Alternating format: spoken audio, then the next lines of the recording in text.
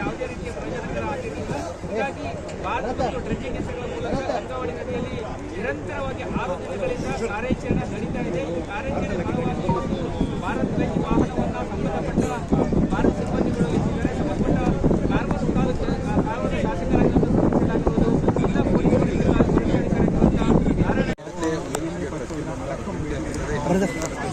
വീണ്ടും താഴ്ത്തിയിരുന്നു. അത് കരയിലേക്ക് എത്തിക്കുന്നതിന് ചെറിയ പ്രതിസന്ധികളുണ്ട്. അപ്പോൾ അത് കുറച്ചുകൂടി താഴേക്കമാക്കിയിട്ട് ഇപ്പോൾ അതൊന്നുകൂടി ഉയർത്തുന്ന ദൃശ്യങ്ങളാണ് കാണുന്നത്. അതിൻ്റെ ട്രക്കിനകത്ത് നിന്ന് മൃതദേഹം കണ്ടെത്തുന്ന നടപടികൾക്കായി അതങ്ങോട്ട് മാറ്റിയിട്ടുണ്ട്. ജൂലൈ 16-ാം തീയതി രാവിലെയാണ് അതിദാരുണമായ മലയാളികളെ ഒന്നടങ്കം വേദനിപ്പിച്ച ദുരന്തമുണ്ടായത്. ശിരൂരിൽ ഈ ദേശീയപാതയ്ക്കരികിൽ ഈ കുന്നിന് താഴെ വാഹനം നിർത്തിയിട്ട് വിശ്രമിക്കുകയായിരുന്നു അർജുൻ. അതിനിടെയാണ് നമ്മൾ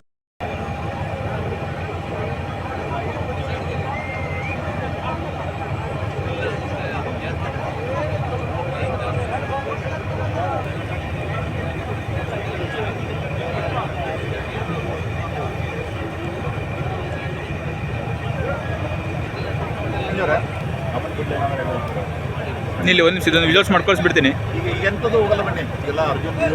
ಅಲ್ಲ ಇದ್ರದ್ದು ಲಾರಿದು 1 ನಿಮಿಷ ವಿಡಿಯೋಸ್ ಮಾಡಾಕ್ಬಿಟ್ರೆ ಎಷ್ಟು ಸಿಗುತ್ತೋ ಹೋಗ್ಬಿಟ್ಟು ಹೋಗ್ಬಿಡ್ಲಿ ಸುಮ್ಮನೆ ಕಡೆ. ಮತ್ತೆ ಮಧ್ಯಾಹ್ನ ನೆಟ್ವರ್ಕ್ ಇದ್ದಾಗೆ ಹೋಗ್ಬಿಟ್ರೆ ಸಮಸ್ಯೆ ಆಗೋದು.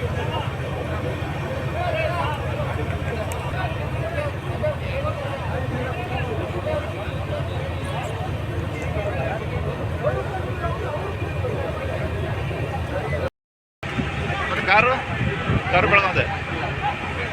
ಕಾರು ಹುಡುಗಿದ್ದು ಕ್ಯಾಮ್ರಾಮ್ಯಾನ್ ಬೆಳಗಾವಿ. ಕ್ಯಾಮ್ರಾ ಎಲ್ಲಿದ್ದು?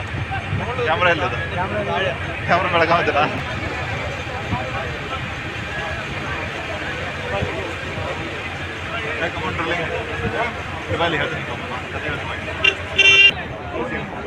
ನೋಡ್ತೆ ಏನಾಗ್ತಿದೆ ನಾಳೆ ವಿಶಾಲಿಗೆ ಹೇಳ್ತೇನೆ, ಫೋನ್ ಮಾಡ್ತೇನೆ ಬರ್ಬೇಕಾದ್ರೆ.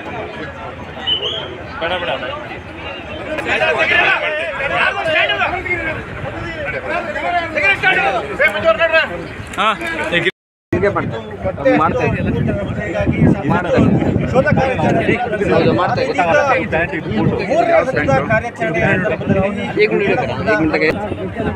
ಗಲೀಜು ಕುತ್ಕೊಂಡಿರ್ತಾರೆ ಮಣ್ಣಿನ ತೆಗ್ದಿದ್ದೇ ಅವರಿಗೆ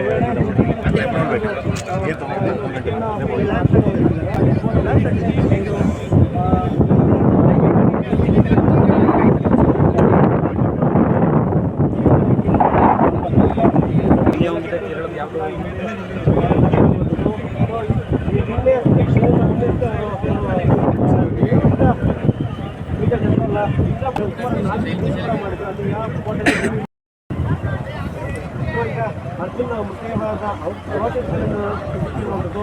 ಸೊ ಇದರಿಂದಾಗಿ ಮಟ್ಟದ ಜಗನ್ನಾಥರ ಕುಟುಂಬ ಏನಿತ್ತು ತಮ್ಮ ತಂದೆಯ ಹೋಳಿಗೆ ದೃಷ್ಟಿಗೆ ಇಟ್ಕೊಂಡು ಸಾಕಷ್ಟು ಒಂದು ಬೇಡಿಕೆಯನ್ನು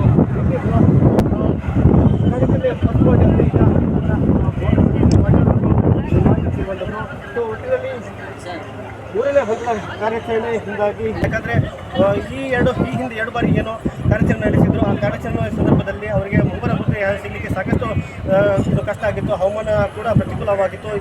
ಅನುಕೂಲಕರವಾಗಿದೆ. ಸೊ ಇದ್ರ ಮೂಲಕ ಕಾರ್ಯಾಚರಣೆ ನಡೆಸಲಾಗಿರುವಂಥದ್ದು. ಸೊ ಈಗ ಒಂದು ಕಡೆ ಈಗ ಅರ್ಜುನ್ ಅವರ ಮೃತದೇಹ ಹಾಗೂ ಲಾರಿ ಕೂಡ ಸಿಕ್ಕಿರುವಂಥದ್ದು. ಮತ್ತೊಂದು ಈಗ ಜಗನ್ಮತ ಆಗಿರ್ಬೋದು, ಲೋಕೇಶ್ ಆಗಿರೋದು ಅವರ ಮೃತದೇಹಕ್ಕಾಗಿ ಹುಡುಕಾಟ ಮುಂದುವರೆದಿದೆ. ಕ್ಯಾಮ್ರಾ ಪರ್ಸನ್ ಗಿರೀಶ್ ನಾಗಿದ್ದ ಬರ್ತಾರೆ ಏಷ್ಯನ್ ನ್ಯೂಸ್ ಕಾರವಾರ.